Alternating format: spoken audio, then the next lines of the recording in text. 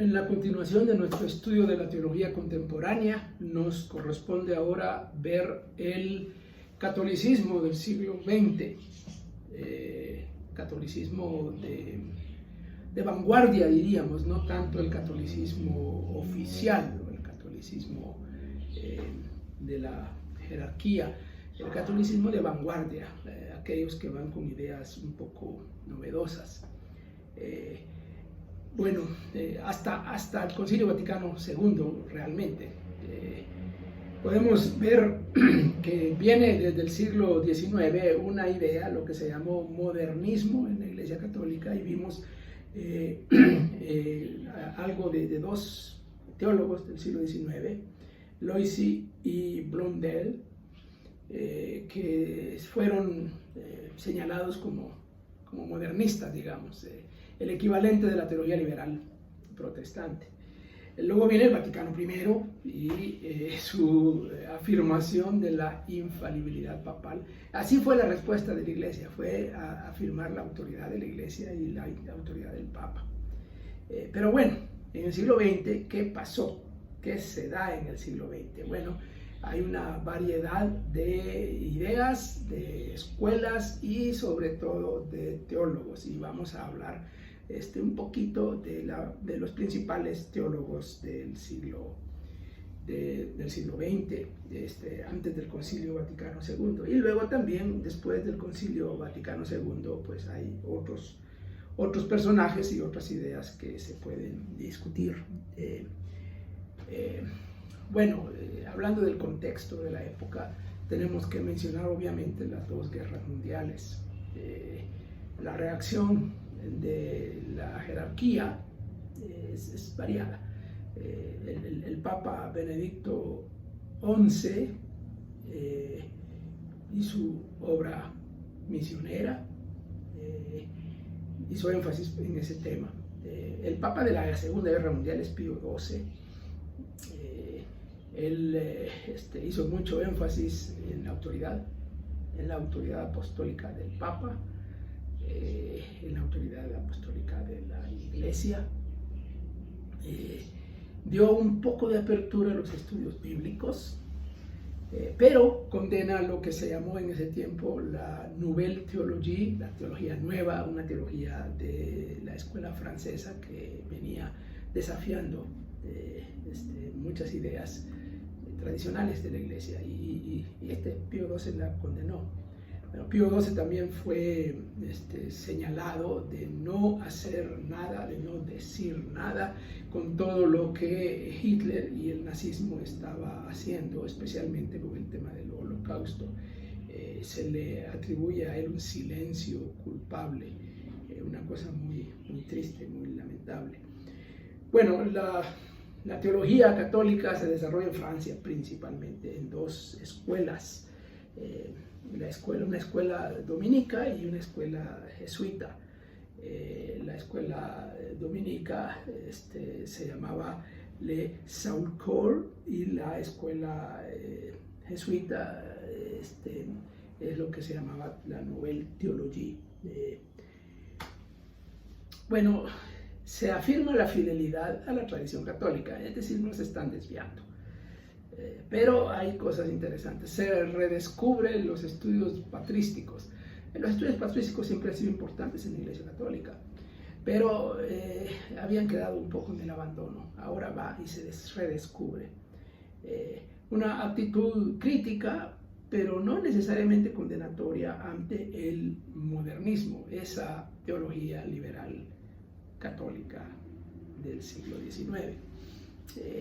Hay un diálogo, por lo menos un diálogo académico, con la teología protestante, post-liberal, es decir, con los teólogos de Barth en adelante.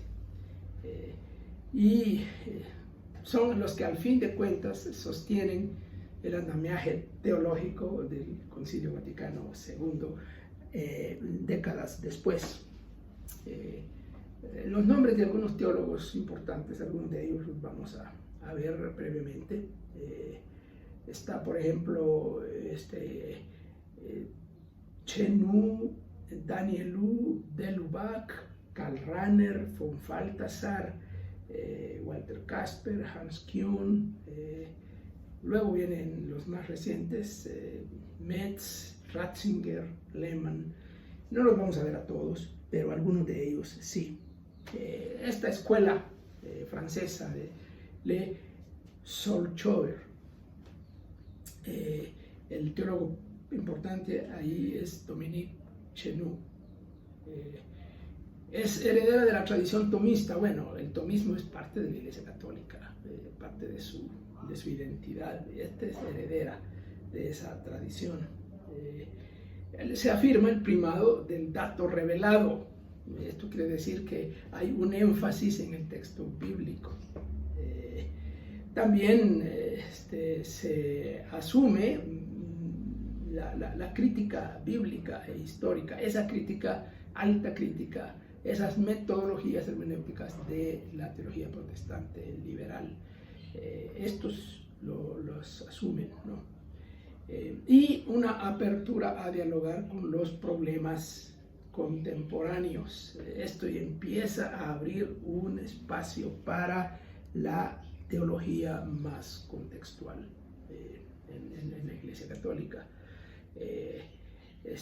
La otra escuela, la escuela de Lyon y Fourier, las figuras claves son Danielou y de Lubac, y algo vamos a hablar de ellos.